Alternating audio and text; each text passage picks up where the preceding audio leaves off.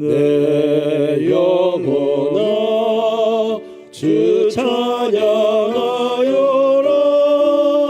온 뜻과 정성을 다 모아서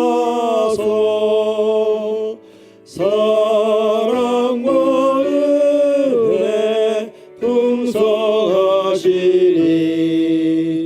주 안에 참된 기쁨이 넘치도다. 내 영혼아 주 찬양하여라.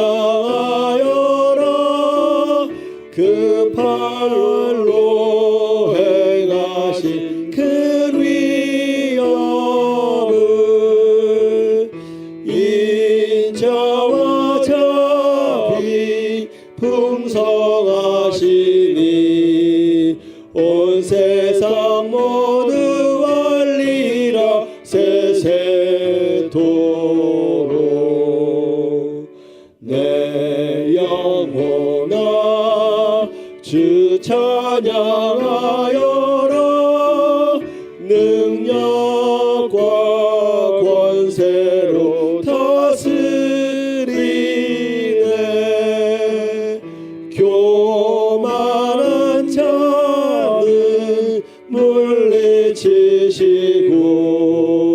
이 낮고 천한 백성들 높이시네.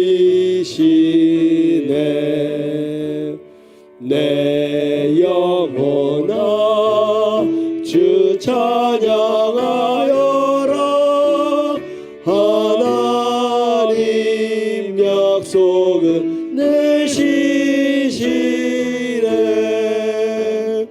온 세상 향해 크게 말하라. 내 주님 위대하심을 영원토록.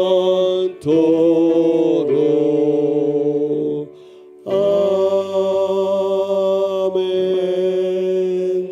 하나님 말씀은 베드로전서 1장 1절부터 5절까지 말씀입니다. 베드로전서 1장 1절부터 5절까지 제가 한 절, 여러분들께서 한 절, 마지막 절은 같이 읽겠습니다. 제가 먼저 읽겠습니다. 예수 그리스도의 사도 베드로는 본도, 갈라디아, 갑바도기아, 아시아와 비두니아에 흩어진 나그네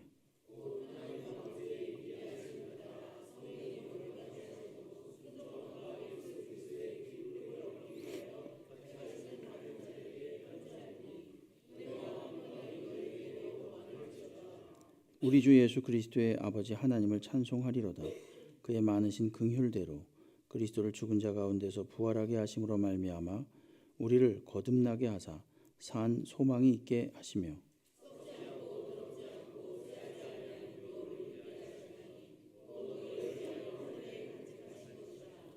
너희는 말세에 나타내기로 예비하신 구원을 얻기 위하여 믿음으로 말미암아 하나님의 능력으로 보호하심을 받았느니라. 아멘. 할렐루야. 예, 오늘 아침에 나오신 우리 성도님들 주님께서 은혜와 평강으로 함께 하시기를 주의 이름으로 축원합니다. 오늘서부터는 베드로전서를 함께 살펴보도록 하겠습니다. 첫 번째 시간으로 베드로전서 1장 1절부터 5절까지 택하심을 받은 사람들, 2절 될 뒷부분에 있죠. 택하심을 받은 자들에게 이렇게 돼 있죠. 택하심을 받은 자들, 이 말씀을 그대로 제목으로 가져왔습니다. 이 베드로전서는 로마의 네로 황제의 핍박이 본격화하게 되기 직전, 이제 슬슬 박해가 시작되는 그런 시점입니다. AD 60에서 64년경이 되는데 로마에서 사도 베드로가 이 편지를 썼습니다. 베드로전서는 주로 이 이방 땅에서 살았던 유대교를 처음에 믿다가 예수를 믿은 사람들, 그리고 또 원래부터 이방인이었다가 예수를 믿은 사람들, 이러한 사람들에게 편지를 쓴 겁니다. 왜 썼냐면은 위로하기 위해서 썼습니다. 여기 오늘 말씀에 보게 되면은 1장 14절 말씀에 보게 되면 이런 말씀이 있습니다. 너희가 순종하는 자식처럼 전에 알지 못할 때에 따르던 너희 사욕을 본받지 말고 이렇게 돼 있죠. 그러니까 이것은 전에 사욕을 따라 행했단 말입니다. 전처럼 행하지 말아라 이렇게 말하고 있고요. 1장 18절에는 너희가 알거니와 너희 조상이 물려준 헛된 행실에서 대속함을 받은 것은 이렇게 표현하는데 이 말도 역시 이들이 애초부터 예수를 알았던 사람이 아니라는 것을 말해줍니다. 한 곳만 더 본다면은 이 4장 3절 말씀인데요. 너희가 음란과 정욕과 술 취함과 방탕과 향락과 무법한 우상 숭배를 하여 이방인의 뜻을 따라 행한 것은 지나간 때로 족하도다 이런 말을 하고 있죠. 그러니까 이들이 한때 예수를 믿지 않았고 방탕에 속했던 이방인의 그 풍습을 따라 살았던 사람들이다라는 것을 알 수 있습니다. 그런데 이들이 이제 예수를 믿어서 이들은 지금 어떤 처지에 있는가? 삶의 각각의 현장에서 많은 핍박과 불이익과 불이익과 이 따돌림을 당하고 있는 그런 형편입니다. 그래서 베드로전서는 지금 이런 그 어려움을 당하고 고난을 당하는 백성들에게 위로하기 위해서 소망을 주기 위해서 편지를 하고 있는 겁니다. 상당히 비호의적이고 적대적인 그런 사회에서 과연 그리스도인이 어떻게 살아야만 하는가 이것을 지금 베드로전서에서 이야기를 합니다. 이 편지를 받는 사람들은 그럼 누굴까요? 이 편지를 받는 사람들은 여기에 나와 있습니다.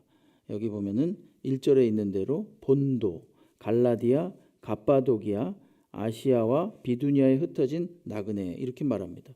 이 5지역 전부 다 당시의 로마의 영토였습니다.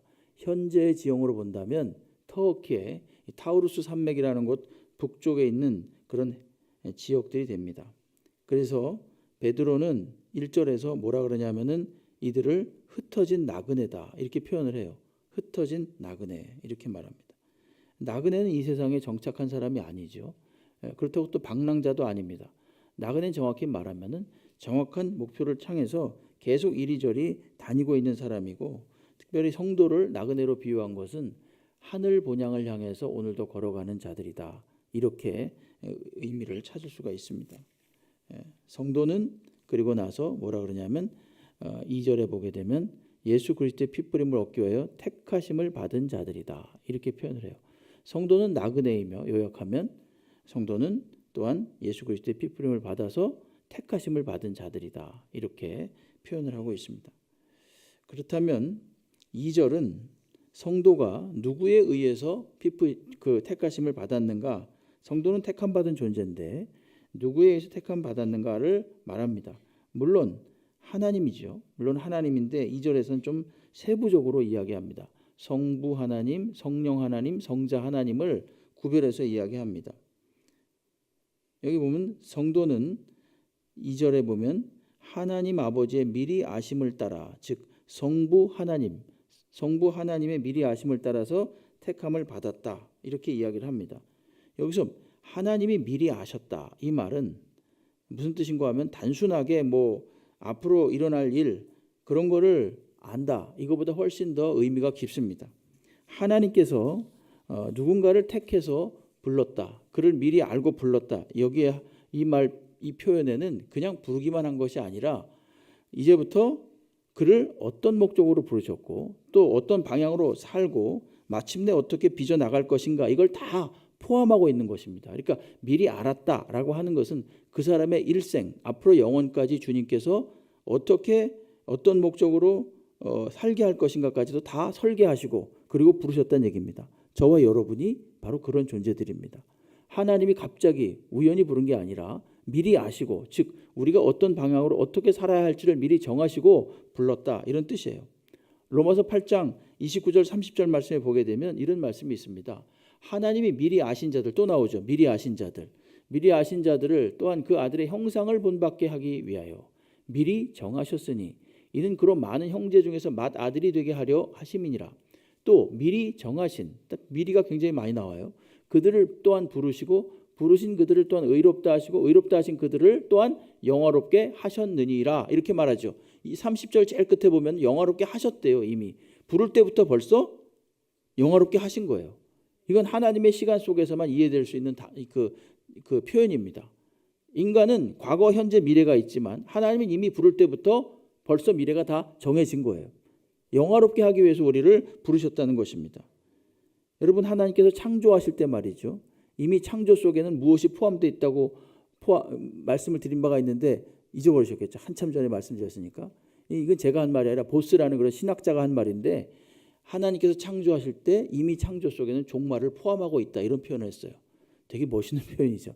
하나님께서 창조하시는데 이미 종말까지도 다 내다보고 창조하셨다는 거예요. 그런 것처럼 하나님이 우리를 부르실 때 벌써 우리를 영화롭게 하는 것까지도 이미 다 계획하셨다.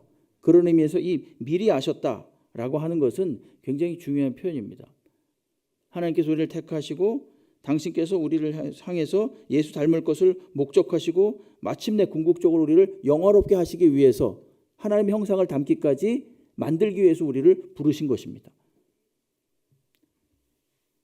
가끔씩 말씀드리지만 CCC 그 전도할 때 그 사형리 혹시 그 책자 보셨습니까? 조그만 거 그거 있죠. 거기 제일 처음에 나온 말이 뭔지 아십니까? 하나님은 당신을 향한 놀라운 계획이 있습니다. 이거예요. 놀랍죠? 그 제일 처음에 나오는 말이에요. 하나님은 당신을 향한 놀라운 계획이 있습니다. 저와 여러분도 그냥 부른 게 아니라, 그냥 우연히 교회에 온 게 아니라 하나님께서 이미 부르실 때부터 놀라운 계획을 가지고 부르셨다는 사실을 믿으시기 바랍니다. 이게 성부 하나님의 미리 아심을 따라 부름받았던 뜻입니다. 그리고 성령 하나님이 이제 거룩하게 하셨다. 2절 역시 보시게 되면은 하나님 아버지의 미리 아심을 따라 됐지요. 그 다음에 성령이 거룩하게 하심으로 이렇게 말합니다. 거룩하게 하신다는 것은 세상과 구별된 존재로 살도록 하셨다, 이런 것입니다.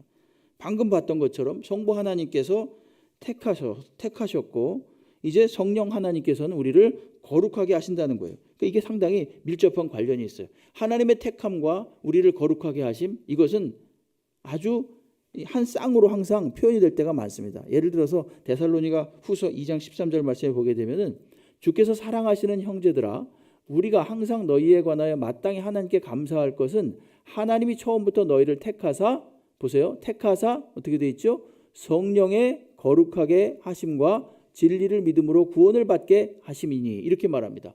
뭐라고 말합니까? 택하시는 것과 성령의 거룩하게 하심이 딱 이어져 있지 않습니까? 한 줄기로 쫙 이어져 있어요. 주님께서, 성부 하나님께서 미리 아시는 것과 성령으로 우리를 거룩하게 하시는 것, 그러니까 이게 항상 같이 따라다녀요. 이제 하나님께서 부름받아서, 하나님께 부름받아서 하나님 백성이 됐으면 그 안에 성령이 계시고 성령께서 우리를 계속해서 거룩하게 해 나가십니다. 우리를 괴롭힙니다. 뭐 이게 좀 표현이 그렇지만은 끊임없이 죄로부터 멀어지게 하고 옛사람으로부터 멀어지게 합니다. 아, 나는 예수를 믿었지만 예전이랑 지금이랑 똑같이 즐겁게 살고 있어요. 예전이랑 가는 곳도 똑같아요. 만나는 사람도 똑같아요. 그럼 이건 진보가 없는 거예요. 물론 헤어져라 이런 뜻이 아니라, 아, 여전히 즐거워요. 저는 옛 생활 하나도 변한 게 없어요. 저는 똑같아요. 그 굉장히 즐거운 것 같지만 사실은 변한 게 없는 거예요. 성령께서 그 사람의 마음을 계속해서 자극하거든요. 그래가지고 인도하셔서, 아, 이런 것은 이제 종전에 행했던 것은 이제 좀 멀어져야지, 이런 생각을 하게 되는 거예요. 로마서 6장 19절 20절 말씀에 이런 말씀이 있습니다. 너희 육신이 연약함으로 내가 사람의 예대로 말하노니 전에 너희가 너희 지체를 부정과 불법에 내주어 불법에 이른 것 같이 이제는, 자, 전에 세 번째 줄에 전에가 나오고 이제는 이렇게 나오죠. 이제는 너희 지체를 의에게 종으로 내주어 거룩함에 이르라. 너희가 죄의 종이 되었을 때에는 의에 대하여 자유로웠느니라. 그러니까 죄 지을 때는 그냥 죄의 종이었을 때는 아무렇지도 않았다는 거죠. 아무런 의식도 없었지만 이제 의의 종이 될 때는, 예수의 종이 돼서 하나님께 부름을 받아서 거룩한 성령이 내 안에 거하시게 되면 이제부터는 의에게 종으로 내주어 거룩함에 이르라, 이렇게 지금 이야기를 하고 있는 거죠. 그러니까 부르심과 거룩하게 되면 한 쌍으로 계속 이어지는 거예요. 예.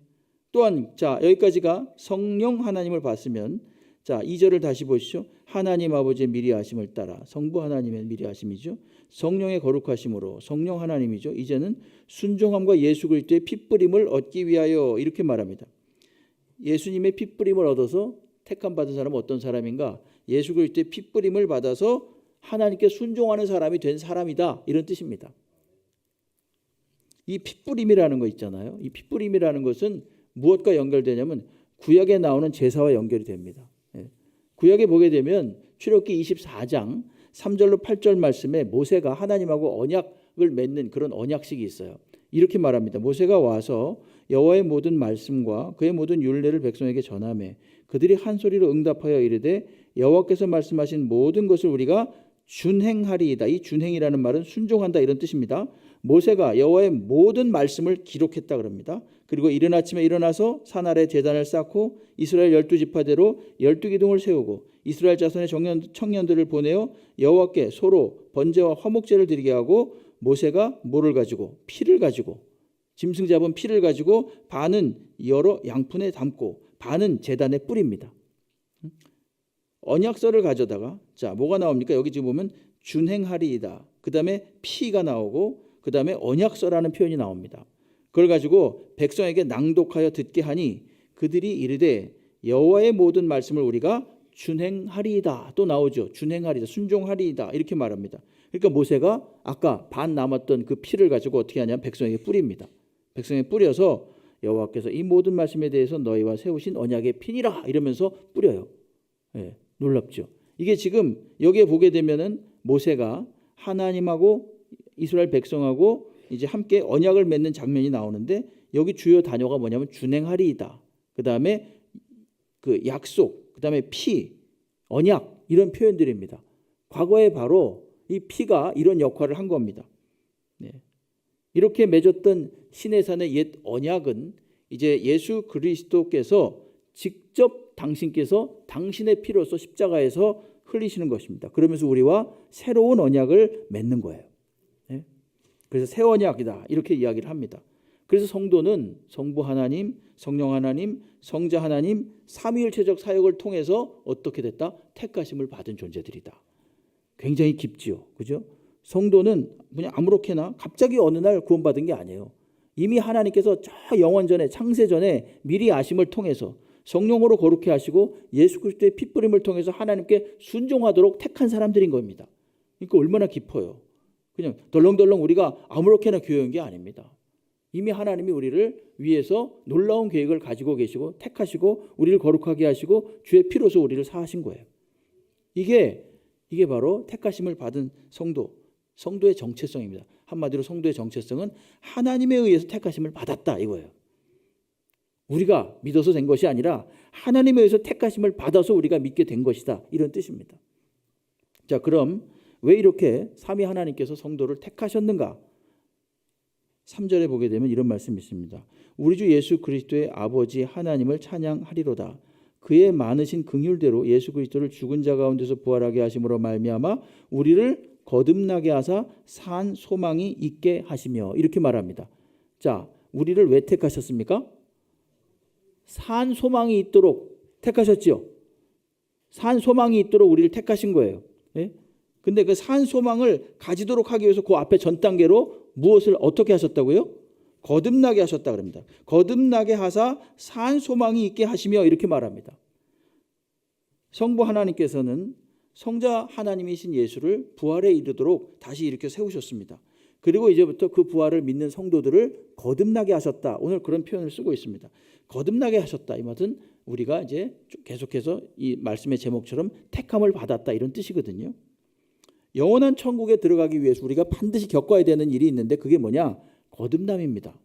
여러분 거듭나지 않고는 하나님 나라에 들어갈 수가 없다고 예수께서 분명히 니고데모에게 말씀하셨고 이것은 니고데모에게 뿐만이 아니라 모든 오고 오는 모든 사람들에게 해당되는 말이에요. 아, 내가 좀 잘났으니까 내가 뭔가를 잘했으니까 그래서 천국 가는 게 아닙니다. 하나님께서 옛사람을 죽여서 다시 살려야만 됩니다. 이게 거듭남이에요. 이게 거듭남.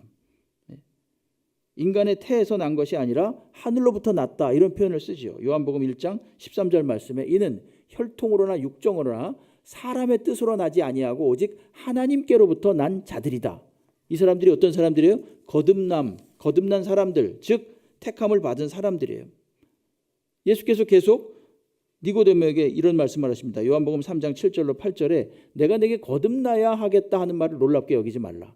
바람이 임의로 불매 내가 그 소리는 들어도 어디서 와서 어디로 가는지 알지 못하나니 성령으로 난 사람도 다 그러하니라. 아, 그렇다면 거듭난 사람은 어떤 사람이라고요? 성령으로 난 사람이에요. 육정으로 난 사람이 아니라, 어머니 뱃속에 다시 들어갔다 나온 사람이 아니라 성령으로 난 사람이고 하늘로부터 난 사람이라는 겁니다. 이게 상당히 중요하고 이것은 그야말로 진리의 말씀이에요. 아무리 그가 많은 선행을 하고 착하게 살고 훌륭한 삶을, 엄청난 업적을 이루면서 살아도 죽었다 살지 않으면 안 된다는 뜻이에요. 죽었다 사는 거 근데 누가 할 수 있는가? 성령으로 할 수 있는 거예요. 하나님께서 하시는 일입니다. 마음속에 죽었다 다시 살아난 사람들이 있지 않습니까? 그런 사람들의 특징은요, 절대로 교만할 수가 없다는 거예요. 죽었다 살아났기 때문에. 예? 지난 시간에 말씀드렸죠. 모세, 바울, 다윗, 베드로 다 어떤 사람들입니까? 극렬하게 하나님께 나쁜 짓을 했던 사람들이에요. 예? 죽어도 싼 사람들입니다. 모세도 살인하고 도망갔죠. 바울도 많은 사람들 죽였죠. 다윗도 죽였죠. 베드로는 3번이나 부인하고 마지막엔 저주하면서 주님을 부인했다 그랬잖아요. 그러니까 이제 이 사람들이 점점 이게 높임을 받고 사람들에게 인정을 받고 박수를 받으려고 할 때 하나님이 딱 묻는 거죠. 너 원래 어땠지? 이러면 전 죽어도 싼 사람입니다. 절대 교만할 수가 없는 거예요. 다시 살아났기 때문에, 죽었다가 다시 살아났기 때문에. 거듭난 사람의 특징이 바로 이런 겁니다, 여러분. 아무리 우아하고 품격 있게 살아도 그가 정말로 하나님 앞에 죽었다가 살아나는 이 거듭남의 경험이 없이는 하나님 나라에 들어갈 수가 없다는 거예요. 여러분, 거듭남은 어떻게 되는지 아십니까? 현저한 여러 가지 특징들이 있는데 그중에 현저한 게 뭐냐면은 자신의 기존의 삶을 미워한다는 거예요. 에스겔서 36장 26절 27절 말씀에 보면 이런 말씀이 있습니다. 또 새 영을 너희 속에 두고 새 마음을 너희에게 주되 너희 육신에서 굳은 마음을 제거하여 부드러운 마음을 줄 것이며 또 내 영을 너희 속에 두어 너희로 내 율례를 행하게 할지니 너희가 내 규례를 지켜 행할지니라. 자, 이 말씀은 뭐냐면요, 거듭난 사람은요 이제부터 자기의 힘으로 율례를 행하지 않는다는 거예요. 율법을 지키되 자기 힘으로 지키는 게 아니라는 거예요. 성령의 인도하심을 따라 지키게 된다는 말이고, 36장 계속해서 31절이 바로 이 말씀인데요. 그때 자, 성령이 내게 임하면, 그래서 내가 죽었다가 다시 살아나면, 거듭나면 이런 거예요. 그때 너희가 생각하는 거죠. 너희 악한 길과 너희 좋지 못한 행위를 기억해요. 그리고 모든 죄악과 가증한 일로 말미암아, 이 말씀입니다, 스스로 밉게 보리라, 이거예요. 스스로 자기 자신이 얼마나 창피한지 몰라요. 얼마나 부끄러운지 몰라요. 이것이 바로 거듭난 사람의 특징이에요. 여기까지 떳떳하게 그냥 올라온 그런 사람이 아니라 하나님께서, 하나님 앞에서 내가 죽었다가 다시 산 사람은 말입니다, 이런 사람이라는 겁니다. 스스로 밉게 보는 거예요, 자기 자신에 대해서. 이걸 뭐 나를 미워하고 혐오한다 이런 뜻이 아니죠. 과거의 나의 삶에 대해서 부끄러워한다는 것입니다. 겉으로만 겸손한 척하기 위해서 부끄러워하는 것이 아니라 진실로 부끄러워한다는 것입니다. 그래서 나도 저와 다를 바가 없다는 것을 아는 거예요. 여러분, 하나님께서 모세를 택하셨죠. 모세를 왜 택하셨습니까? 모세가 40년 동안 광야에 있었잖아요. 광야에서 이스라엘 백성을 이끌고 왔잖아요. 근데 그 전 40년은 어땠습니까? 미디안 광야로 나가서 정말 그야말로 무명의 세월을 보냈습니다. 근데 무명의 세월을 보내면서 하나님께 대해서 어떻게 했습니까? 엄청나게 원망을 했어요. 하나님, 왜 이제와? 그래서 왜 엄청나게 원망했다는 말은 안 나오죠. 원망했다는 말 안 나오지만, 그러나 우리가 원망했다는 걸 알 수 있는 게 있어요. 그게 뭐냐면 하나님이 정작 딱 나타나셨을 때 모세가 뭐라 그랬습니까? 저 못 갑니다. 절대 못 갑니다. 하나님 말씀을 거절했잖아요. 너 가야 돼. 못 갑니다. 몇 번 못 간다 그랬잖아요. 그러니까 하나님 막 화내셨잖아요. 아론도 붙여줄 테니까 가라 이래가지고 억지로 갔거든요. 그런 걸로 볼 때 모세의 삶이라는 것이 엄청나게 원망스러운 삶을 살았다는 걸 알 수 있어요. 그리고 나서 이제 40년 길을 가잖아요. 40년 길을 가는데 모세가 그 많은 백성들에게 엄청난 시달림을 받잖아요. 원망, 불평, 틈만 나면 하여간 그런 괴롭힘을 당했습니다. 근데도 불구하고 모세는 그들을 다 인내하고 참아냈습니다. 그가 잘나서 인내하고 참아낸 게 아니라 이런 생각을 한 거죠. 나도 저들과 다를 게 없다. 나 역시 그랬다. 이렇게 생각하는 거예요. 여러분, 하나님의 깊은 뜻이 있는 거예요. 하나님께서 모세를 가나안에 보내지 않은 이유는 뭔지 아십니까? 끝까지 거기서 살다가 죽으라는 것입니다. 끝까지 그들과 함께 하라는 것입니다. 모세도 엄청나게 무슨 뭐 자질이 뛰어나거나 그가 뭐 훌륭하거나 그런 게 아니라 하나님이 붙들어 주셔서 그 일을 할 수 있었던 거예요. 똑같은 사람들입니다. 똑같은 사람이었습니다. 근데 모세가 그때마다 생각하는 거죠. 나도 저들과 다름이 없었다. 다른 사람들이 보기에는 툭하면 원망하고 불평하는 거에 대해서 막 화를 낼 법도 한데, 물론 화도 몇 번 냈지요. 그러나 그걸 잘 견뎌낼 수 있었던 것은 그 자신도 바로 그 속에 있었던 사람이기 때문에 그런 거예요. 여러분, 거듭난 사람은 말입니다. 특징이 바로 이런 거예요. 어떻게 할 수가 없어요. 본인의 의를 도저히 드러내고 싶어도 드러낼 수가 없어요. 왜 그런지 아십니까? 나도 역시 죽어 마땅한 죄인이었다는 것을 뼈저리게 알았기 때문이죠. 성령께서 깨닫게 하셔가지고 하나님이 나를 부르지 않았으면 내가 성도가 될 수 없었다. 내가 오늘 이 일을 할 수가 없었다라는 것을 알기 때문입니다. 교만할래야 교만할 수가 없어요. 어떨 때 불쑥불쑥 교만이 올라오다가도 하나님께서 너 어땠지? 이렇게 물어보면 그때부터 딱 사그러지는 거죠. 이 거듭난 사람의 특징이에요. 그래서 거듭나서 어떻게 살도록? 이제부터 그 사람이 3절에 보니까 산 소망을 가지고 살도록 합니다. 여기 3절 끝에 보면 거듭나게 하사 산 소망이 있게 하심이요, 이렇게 말합니다. 하심이라. 이 소망이라는 것도요 굉장히 중요한 단어입니다. 베드로전서에서는. 왜냐하면 애초부터 조금 아까 말씀드린 것처럼 이 편지를 보낸 목적이 뭐라 그랬어요? 이들을 격려하고 위로하기 위함이라고 했습니다. 이 고난과 핍박 속에 있는 성도들을 위로하기 위함이라고 했어요. 무엇을 통해서? 계속 소망을 갖도록 해서. 그래서 소망이라는 단어는 상당히 중요해요. 이 소망도 그냥 뭔가를 바라고 뭔가 이렇게 기대하는 것, 그것도 소망이지만 여기서의 소망은 아까 미리하심이랑 비슷한 것처럼 굉장히 깊습니다. 그건 뭐냐면은 여기서의 소망이라는 것은 하나님의 약속에 근거한 사실을 믿는 거예요. 하나님의 약속에 근거한 사실. 믿음은 바라는 것들의 실상이요, 이런 표현이 있죠. 히브리서 11장에 보게 되면 믿음은 바라는 것들의 실상이요 보지 못하는 것들의 증거니, 이런 표현이 있습니다. 그건 뭐냐면은 바라보는데 자기가 만들어내가지고 믿습니다 이러니까 뚝딱 만들어지고 이런 믿음이 아니라는 거예요. 이미 있는 것, 이미 천상에 있는 것, 하나님이 만들어 놓으신 것, 그것을 갖다가 바라보는 게 믿음이라는 거예요. 그냥 내가 내 신념을 가지고 내 의지를 가지고 믿음대로 될 줄로 믿습니다 이러면서 갑자기 없던 볼펜이 뚝딱 하고 나타나고 볼펜 하나 주실 줄로 믿습니다 이런 것이 아니라, 볼펜 애초부터 있어요. 있는데 그것을 있다는 사실을 지금은 안 보이지만 믿는 거예요. 하나님께서 하신 약속들, 하나님께서 이루실 일들, 이런 것들을 약속에 근거해서 분명히 있다고 그 실체를 믿는 것, 이게 바로 소망인 거예요. 그냥 이렇게 바라보는 것, 마땅히 막연하게 기대하는 것, 그것이 아니라 하나님이 약속하신 그 약속에 근거한 사실을 믿는 것이 바로 이 소망이에요. 그래서 이걸 갖다가 그냥 소망이라고 안 그러고 뭐라 그럽니까? 산 소망이래요. 산 소망, 살아있는 소망, 결코 사라지지 않고 영원하다라고 하는 그런 뜻입니다. 이 세상의 사람들은 어떤 소망을 가지고 삽니까? 사라질 소망들을 가지고 삽니다. 그걸 죽은 소망이라고 할 수 있죠. 마침내 다 사라지고 말 것입니다. 그러나 성도의 소망은 썩어지거나 없어지지 않는 것을 바라고 사는 거예요. 뒤에 가면 1장 18절 말씀을 보게 되면은 너희가 알거니와 너희 조상이 물려준 헛된 행실에서 대속함을 받은 것은 은이나 금같이 없어질 것으로 된 것이 아니요, 이런 표현을 쓰고 있습니다. 은이나 금, 이 세상 사람들이 얼마나 좋아하는 겁니까? 얼마나 많은 소망 가운데 이것을 가지기를 원합니까? 그러나 이것은 참다운 소망이 아니라는 것, 없어져 버릴 것이기 때문에 산 소망이라는 것은 없어지지 않는 소망, 영원한 소망을 이야기하는 거예요. 그래서 이 소망의 내용에 대해서는 두 가지로 구체적으로 이야기합니다. 여기 보게 되면 4절에 썩지 않고 더럽지 않고 쇠하지 아니하는 유업, 썩지 않고 더럽지 않고 쇠하지 아니하는 유업, 이게 소망하는 것의 내용인 거예요. 어떤 것을 소망하는가? 유업, 한마디로 말하면 유업이에요. 여러분, 유업이라는 게 뭡니까? 물려받는 거죠.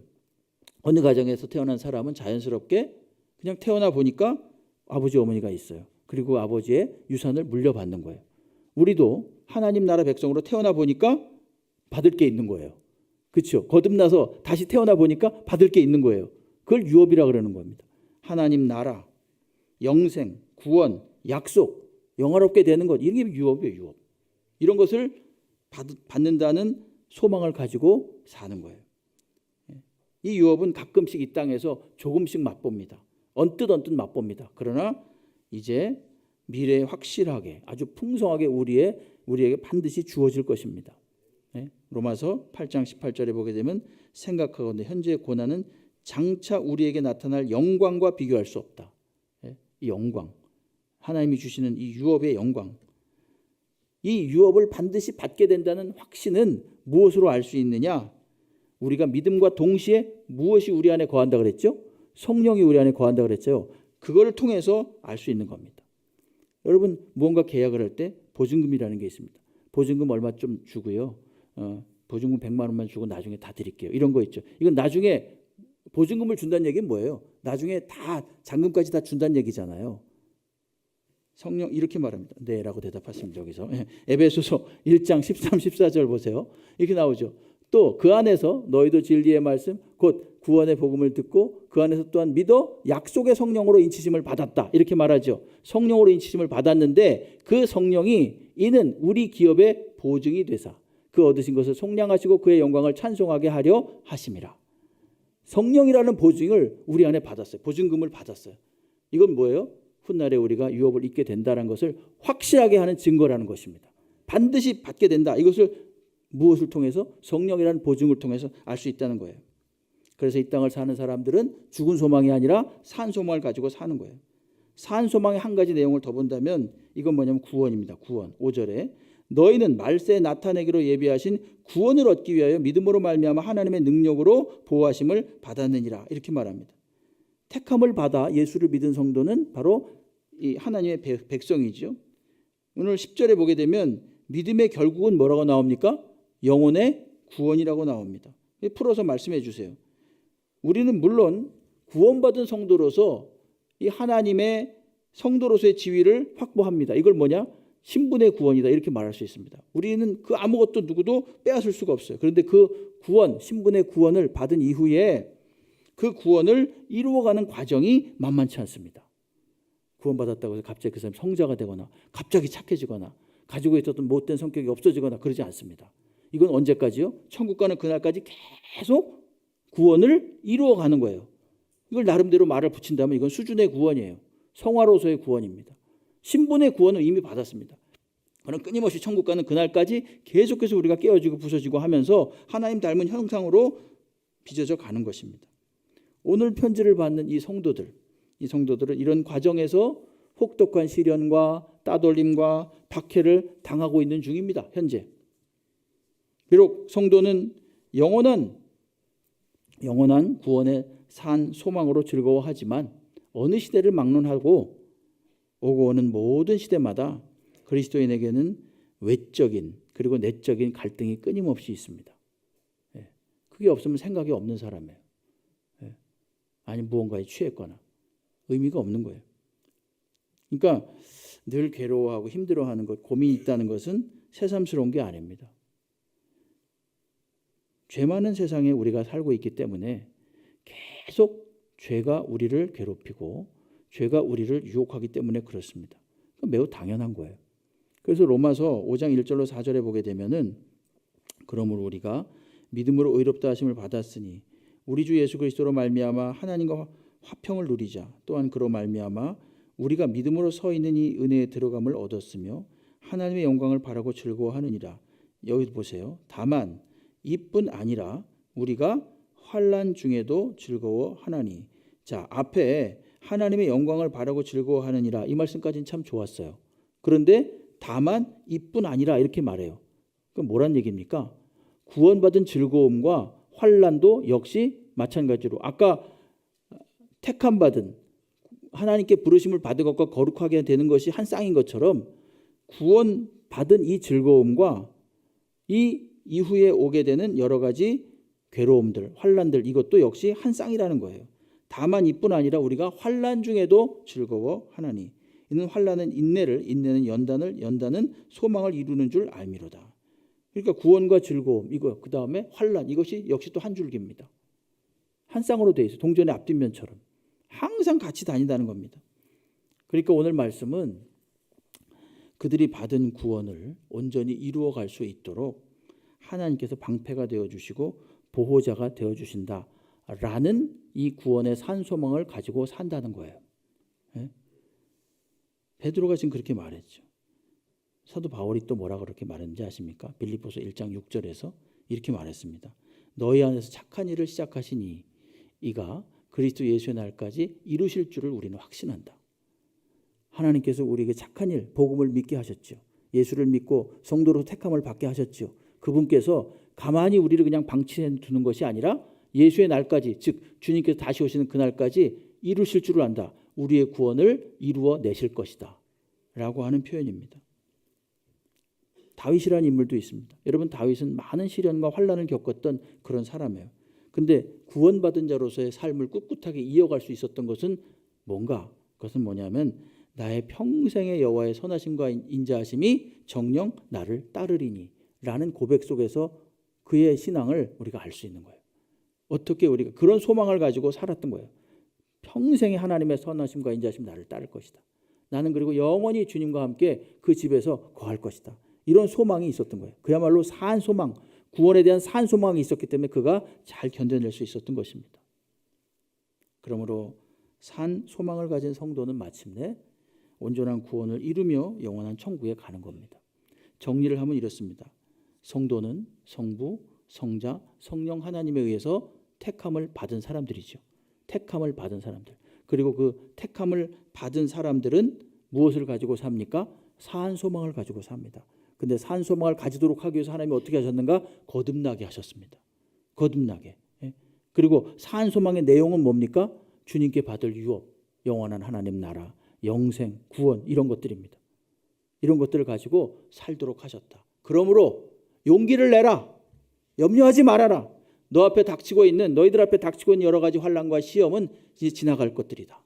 하나님이 함께 하신다. 그렇게 지금 베드로가 이 성도들을 위로하고 있는 겁니다. 여러분, 이 위로가 저와 여러분에게도 있는 위로가 되기를 간절히 소원합니다. 오늘도 어려운 일 많이 당하실 수 있고 괴롭고 힘든 일이 있으실 수 있습니다. 그러나 이 말씀을 꼭 기억하십시오. 성부, 성자, 성령 하나님이 나를 택하셨다. 그리고 나는 산 소망을 가진 자다. 그리고 나는 하나님께 받을 유업과 구원을 가진 자다. 이런 믿음을 가지고 넉넉하게 헤쳐나갈 수 있는 주의 백성들 되기를 주의 이름으로 축원합니다.